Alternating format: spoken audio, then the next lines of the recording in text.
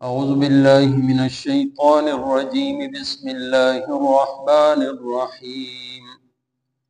अक़िमिस्सलाता लिदुलूकिश्शम्सि इला ग़सक़िल लैलि व क़ुरआनल फ़ज्र इन्न क़ुरआनल फ़ज्रि कान मशहूदा व मिनल लैलि फ़तहज्जद बिही नाफ़िलतन लक असा अन यबअसक रब्बुक मक़ामम महमूदा वक़ुल रब्बि अदख़िलनी मुदख़ल सिद्क़िन व अख़रिजनी मुख़रज सिद्क़िन वजअल ली मिन लदुनक सुल्तानन नसीरा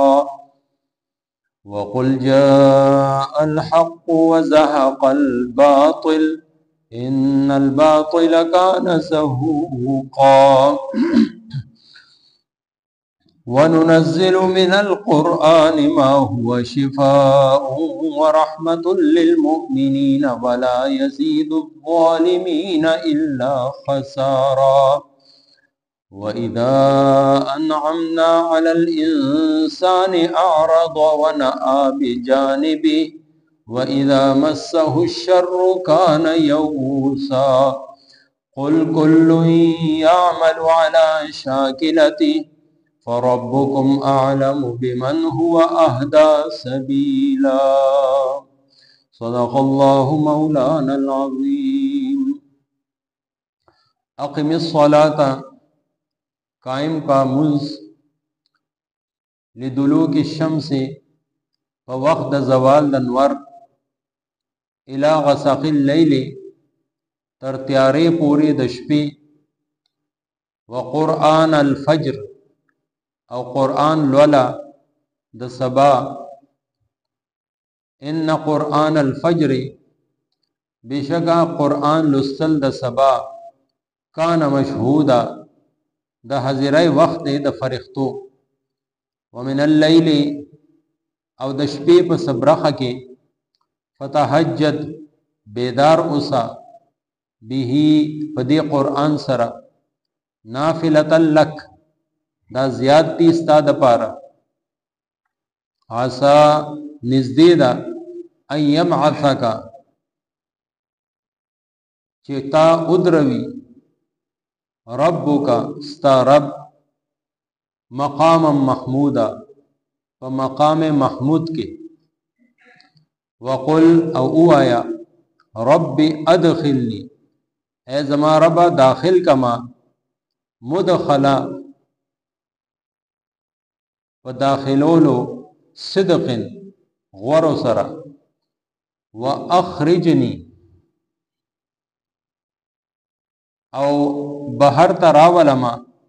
मुख़रजा पराइस्तलो सिद्क़िन ग़ौर सरा वजअल ली और राकमाला मिन लदुनका दख़्पल तरफना सुल्तानन ग़लबा नसीरा ख़्पल मदद सरा वक़ुल औ आया जाअल हक़्क़ु राग़े हक़ दिन व ज़हक़ल बातिल और रुक्श बातिल दिन इन्नल बातिला बेशक बातिल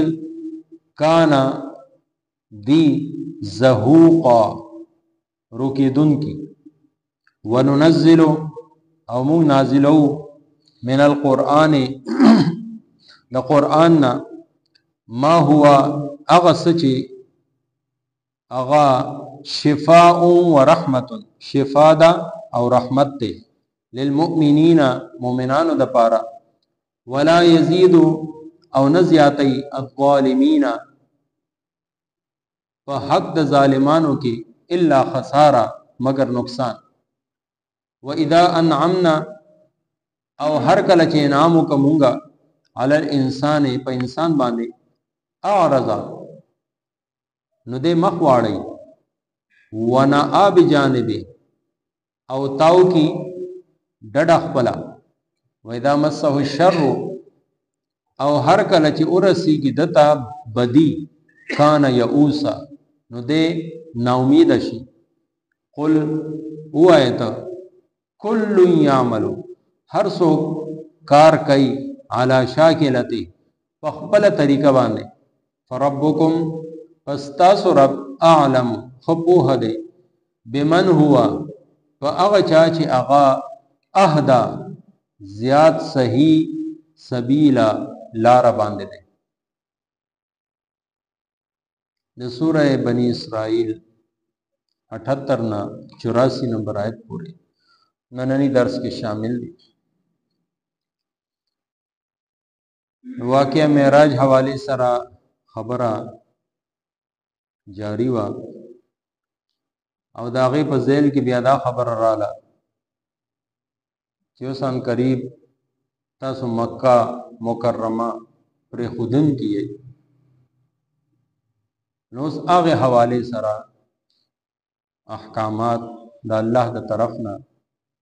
چې کله یو ځای پرېږدي او نوی ځای ته ځي نو دا د اعمال کوا. لومبه خو منځونو کې پابندي سیوا کا، یعنی نبی علیہ الصلوۃ والسلام خو اسه هم منځونو ټولو پابندو، خدا د تاکید د پاره دی او د امت تعلیم د پاره دی. لومبي آیت کې الله رب العزت پنځو واړو منځونو حکم ورکړ،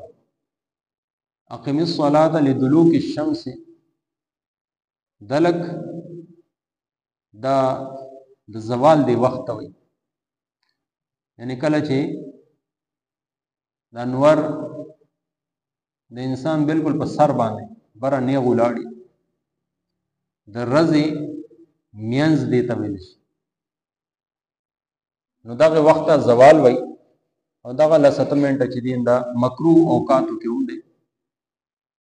دی کې موز نشي کولای څه قسمه هم موز. نو دغه زوال د وخت نه واخلي الی غسق الليل، غسق دا تیارې ته وي، نو شپه خود ماخام سره شروع شي خو تیار داسې ګنټه یو نیمه پس شروع کی مکمل تیار شي او دغه وخت بیا د ماسختن موز. نو د زوال د وخت نه واخلي تر د شپې پورې منځونه کوا، نو هغه کې د سلور وړ منځونه رالل چې دوا د ورځې شو او دوا د شپې شو، ماسپخین او د مازیګر د ورځې منځونو کې رالل، زوال نه پس دي دواړه، او د شپې منځونو کې بیا د ماخام او د ماسختن دا دواړه رالل. او پنځه مونږ جدا بیان کړو وقرآن الفجر، او قرآن پاک لولا د سحر مونږ کې، سحر مونږ چونکه غفلت وخی او ګرانی په انسانانو باندې او داغي تاکید او فضیلت سیوا مختصر مونږ ده، دو سنت دی او دو فرض، نو داغي جدا الله تعالی ارشاد وکړو او ورسره د هغه فضیلت دا بیان ک ان قرآن الفجر چې دا د سحر په وخت کې قرآن پاک لوستل اصل کې دا وخت ډیر خاص دی، ډیر اهم دی، دا شپه او ورځ یو بل نه جدا کوي. شپه ختمه شوه او ورځ شروع شو، نو دغه وخت کې چې کوم فرښتو ډیوټي د شپې وي هغه هم د سحر موس کې موجود وي، او چې د کوم فرښتو د ورځې ډیوټیانی هغه هم سحر موس کې موجود وي، یعنی د شپې والا تلو کې اخیری موز هغه د سحرو کې او د ورځې فرښتې هغه راتلو کې لومبه موز د سحرو کې. نو مشهوده دا د فرښتو د حاضرۍ وخت دی، نو د دې حاضری ولګي او ورسره تاسو قرآن پاک په د سبا په موز کې د سحر په موز کې ولولای. نو دا پنځو منځونو خبره شو، دا خو د هر مسلمان لپاره هر مؤمن لپاره. بیا دینه بعد نبی علیہ الصلوۃ والسلام لپاره یو اضافي کار ومن الليل او د شپې په صبرخه کې فتهجد بنافله لك، بیدار اوسه د تهجد د منځ لپاره بیدار اوسه، نافله لك دا اضافه د استاسو لپاره. مفسرین فرمایي چې نور خلکو باندې پنځه منځونه دي، او نبی علیہ الصلوۃ والسلام باندې د شپږم مز د تهجد هم فرض، باقی امت لپاره نفل دی او د نبی علیہ الصلوۃ والسلام لپاره فرض. ځکه نوافلو کې ټولو کې اوچت مقام د تهجد. څوک چې تهجد مسکین نو د قبر روخانه او دنیا کې بولا الله رب العزت صحت او تندرستی ورکړي، د مخ رڼا او نور د په مخ باندې ځلېږي او دا داسې وخت دی چې د قبولیت وخت دی. امت که مسلمان دی که کافر دی، مخلوقات که انسان دی او که حیوان دی، دا وخت هغې د اوده کېدو اوده پراته. دغه وخت کې یو کس د الله رب العزت په وړاندې چې آهو زاری کوي، فریاد کوي، دعا کوي، هغه ډېر زیات قبلونکی دی. نو دا د قبلېدو وخت دی. حضرت یعقوب علیه السلام زامنو چې کله خپل هغې کار باندې خپېمانه شو او یوسف علیه السلام هم هغې معاف کړل، نو بیا دې خپل والد صاحب لرالل چې زموږ دپاره د الله نه بخښنه وغواړئ. نو یعقوب علیه السلام یو جمله ارشاد وفرمایله، 12 سپاره کې مونږ ووې سوف استغفر، 14 کې سوره یوسف کې سوف استغفر لکم ربي، ډېر زر ستاسو دپاره د الله رب العزت نه معافي غواړم. مفسرین لیکي د هغې مراد دغه چونکې ماښام یا مازدیګر داسې څه وخت و یا ماښام به شوی او ماسخوتن به، نو هغې د وینا مقصد او مطلب دا و چې اوس د تهجد دا ټیم نږدې دی، بس چې تهجد ټیم شي بیا زه ستاسو دپاره د خپل رب نه معافي غواړم او هغه ډېر زیات معافي قبلونکی او مهربان دی. نو د تهجد دا وخت، د تهجد دا فضایل ډېر زیات دي. د تهجد چې نو هغه 12 رکعاته دي، نوافلو کې 12 رکعاته، او چاته چې څومره وخت ملاو شي 2 رکعاته کې 4 رکعاته کې، خو د نبی علیه السلام معمول هغه چې نو 12 رکعاته او اکثر او بیشتر. عسى ان يبعثك ربك مقاما محمودا، الله تعالی وی چې ډېر نږدې ده چې الله تعالی تاسو د مقام محمود مالک جوړ. مقام محمود دا د الله په نزد د نبی علیه السلام یو خاص درجه او یو خاص مقام دی چې دا د قیامت پر ورځ دی ته ملاوي. چې کله قیامت ورځ شي حساب کتاب به نه شروع کی، ټول خلک به پیغمبرانو لاړ شي زموږ دپاره د الله نه سوال وکړي چې دا حساب کتاب شروع شي. پیغمبران به هم معذرت وکړي چې نن خو د الله رب العزت غصه او جلال ډېر زیات دی، مونږ د الله په دربار کې عرض نشو کولی. بیا آخر دا ټول خلک او ټول پیغمبران به د نبی علیه السلام په خدمت کې راشي چې د الله نه سفارش وکړي، شفاعت دپاره الله رب العزت په مخ کې چې نو دعا وکړي چې الله تعالی دا حساب کتاب شروع کړي، د دې تکلیف نه دا ټول مخلوق چې نو هغه بچ کړي. نو هغه وخت نبی علیه السلام فرمایي چې زه به هغه وخت په سجده کې پریوزم او د الله رب العزت به څنګه حمد او ثنا کوم، څنګه به د هغه پاکي بیانوم، تسبیح بیانوم، د هغه تعریف وکوم، دا اوس ماته نشته پته. هغه وخت به الله تعالی زما ذهن کې واچي او زه چې هغه الفاظ ادا کوم هغې سره به د الله رب العزت هغه غصه کمه شي او الله تعالی به ارشاد وفرمایي یا محمد ارفع رأسک، اے محمد سر اوچت کا، ته غواړه زه در کوم، ته شفاعت کو زه شفاعت کوونکی یم، ته شفاعت دپاره درخواست کو زه شفاعت کوونکی یم. نو بیا الله رب العزت چې دغه دعا قبوله کړي نو ټول امت دپاره، ټول انسانانو دپاره، ټول مخلوق دپاره حساب کتاب به شروع شي. نو ټول خلک به د نبی علیه السلام تعریف شروع کړي، د نبی علیه السلام ستاینه به شروع کړي چې وګوره زموږ دپاره د الله نه څنګه وغوښتل. او هر که مسلمان دی او که کافر دی هغه د نبی علیه الصلاۃ والسلام تعریف کوي. نو دا هغه اوچت مقام دی چې ټول مخلوق به د نبی علیه الصلاۃ والسلام په تعریف کې مستغرق شي. بیا دینه بعد نبی علیه الصلاۃ والسلام ته د یوې دعا د الله د طرف نه حکم دی. چونکه نبی علیه الصلاۃ والسلام اوس د مکې نه وتون کې او مدینه طیبه ته تلون کې دی. نو د الله نه داسې سوال وکړه چې یا الله زما دی وتو کې هم خیر واچو او الته کې داخله دو کې هم خیر واچو. غوره او بهتر کار زما د پاره وکړه چې هغه کې خیری او خوشان سره په مدینه کې می داخل کا او په خوشان سره می د مکه مکرمه نه په عزت سره راو بس یو علاقې نه وتل عزت سره دا هم چینو لکه د الله رب العزت او د رسول علیه الصلاۃ والسلام مطلوب دی. او دا شان دي چې کوم علاقې ته ځي الته چې هم عزت سره داخل او بیا ور سره ملذن کا سلطان النصیر یا الله مالا